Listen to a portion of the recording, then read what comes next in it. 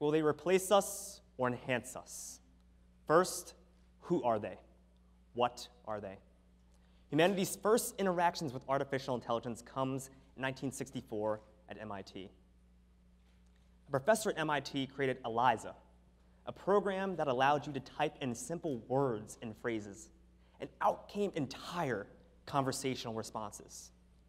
The team at MIT were perplexed at how complex ELIZA was. Some even thought that on the other end of the computer monitor was a human typing responses back to them. Many pinpoint this place in history, this point in time, as being the spark that ignited humanity's passion for artificial intelligence. So what are they? What makes them so human-like?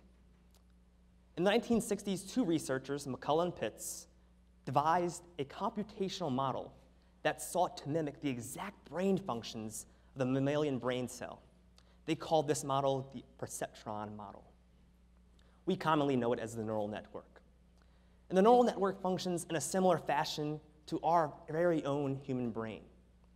We absorb a plethora of information, sensory data, and our brain transforms that to external actions and internal thoughts. The neural network functions no differently.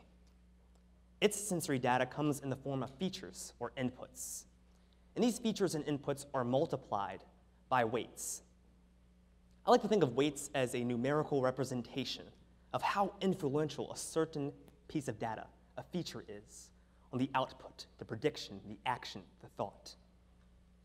So these inputs, these features, are multiplied by the weights, fed through the network, and out comes a prediction. But this prediction can be so far off. It can be so far off from what we actually expect. So how can artificially intelligent beings enhance themselves? How are they able to predict at an accuracy comparable to or exceeding that of us human beings? They employ a method called backpropagation. And with backpropagation, they take the sum squared error between the real value and the expected value.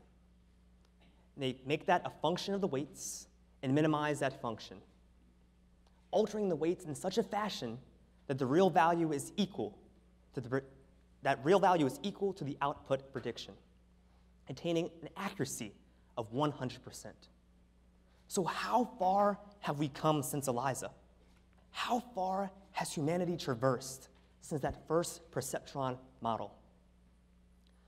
Google's DeepMind team recently created an artificially intelligent being called Alphago. And Alphago was programmed for one purpose and one purpose only: to play the board game Go. Now, Alphago was trained using a protocol called reinforcement learning. I always liken reinforcement learning to teaching a dog a new trick and giving it a treat if it performs the trick correctly. Alphago was trained on millions upon millions of data sets, possible outcomes and moves. They put Alphago up against the greatest Go player in the entire world. And what happened? It beat him. Moving away from just gaming, looking at the real world which we all inhabit, a law firm recently hired an artificially intelligent lawyer that can fulfill the capacities and capabilities of a real lawyer. Some of you may be excited by this. Others might be at the edge of your seat unnerved. But many, I reckon, are scared, frightened. How human will they become? Will they think like us? Could they feel like us? Might they even love like us? If we take a step back, AlphaGo doesn't know what Go is. AlphaGo does not know who it's playing against. AlphaGo does not even know who created it. We call this narrow learning. So how do we go from machines like AlphaGo to sentient synthetic beings? What we know about emotions, human emotions, is that they're nothing more than hormones and genes and biochemical reactions. And some scientists have even said that we can inject machines with nanochemicals and biotech to give them emotions and the thoughts of human beings. But if we were to make conscious synthetics, we must first understand our own consciousness. We must unlock the mystery to our own sentience. I call this the consciousness hurdle. What we know about consciousness is this: external stimuli give us thoughts and reactions and perceptions about the world. But what we don't know is how consciousness came to be, how it came to form. Harvard researchers recently created or discovered a part of the brain which may be responsible for consciousness, but we don't dig deep enough. But when we do, when we unlock the mysteries to our own consciousness, when we crack the code to our own sentience, they will follow right behind us. And when they do, what will we become? What happens when our own creation becomes exactly like us? In the 2016 election, Zoltan Istvan, who ran for the Transhumanist Party, promised to end death and cure all ailments. That's exactly what transhumanism is, and it may be our saving grace. Transhumanism is this belief that we as humans can transcend beyond our physical and biological limitations to become greater than what we actually are through the advent of science and technology. And we already see transhumanism unfolding right before our very eyes. In Sweden, they created bionic eyes, which can allow you to zoom in at a microscopic level. In the United States, researchers have created and armed mice and even human beings with artificial prosthetic limbs, which give people who were once paralyzed from the neck down the ability to walk among us once more. And Elon Musk, arguably the foremost innovator of our time, has debuted a new company idea called Neural Lace, where scientists insert an electronic mesh into your brain, allowing you to upload and download your thoughts from a computer. If we are to prevent ourselves from becoming obsolete and irrelevant in a world which we once reigned over, we must merge with the machine. We must augment our physical capabilities. We must augment our intellectual capacities. Otherwise, we're doomed to extinction. And we are already becoming slowly irrelevant. The Changyang Precision Manufacturing Company in China recently replaced 90% of their workers with sentient, artificial intelligent beings. The result? A 250% increase in productivity. And the numbers are flowing in. 11% of jobs in the UK have the potential this year to be replaced by automation. 800,000 jobs since 2001 in the United Kingdom have been replaced by machines.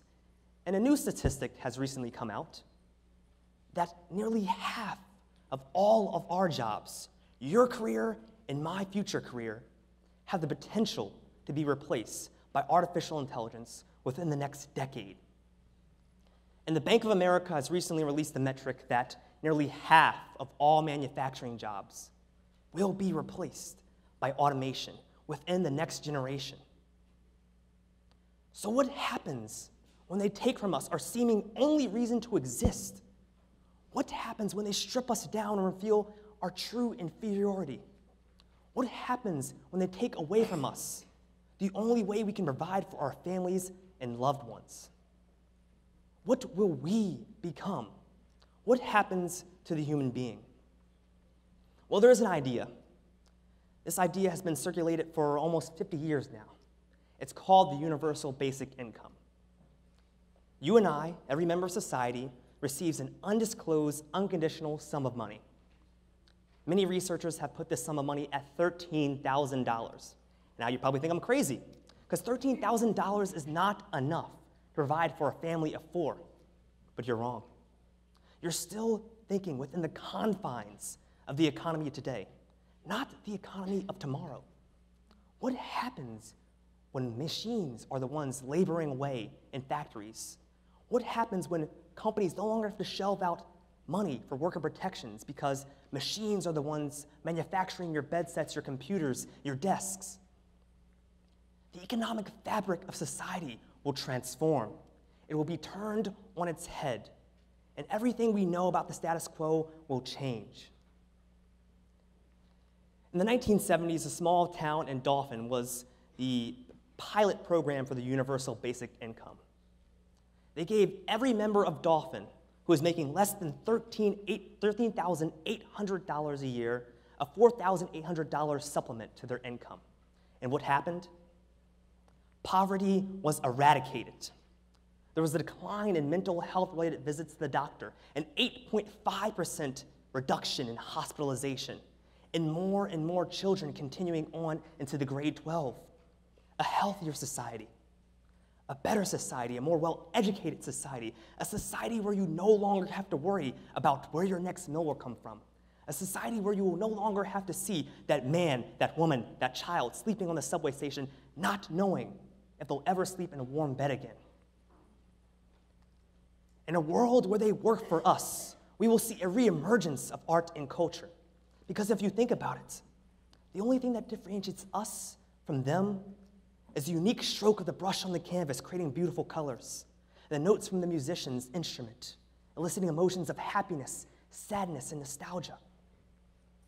In a world where they work for us, we'll be captivated by our own hearts to explore what we always wish to explore. And we will see the transcendence of man into a new plane of knowledge and understanding, unlocking the mysteries of the universe that surrounds us. In a world where they work for us, we will grasp for the stars as if they were in our own backyard. So will they replace us or will they enhance us? The answer is yes. They will replace us. Every facet of society will be occupied by them, from the being flying your plane to the being taking care of your parents in the hospital. But they will enhance us. They will make us greater. They will push us to evolve. They will help us think greater than we've ever done before and reach places we previously thought impossible to reach and create new life. We stand on the plateau of an exponential curve.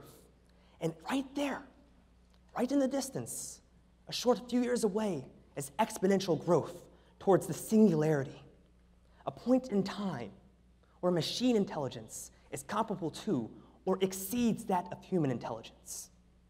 We stand at the precipice of a new dawn, a new revolution, something that has not been witnessed since the dawn of man. From the creation of the wheel, to the discovery of fire, to the Industrial Revolution, none of those will compare to what we are about to experience. We are going to transcend. We are going to evolve because of them. To erase the line between man and machine is to obscure the line between men and gods. The only question now is, what role will you play? What will you become? Thank you.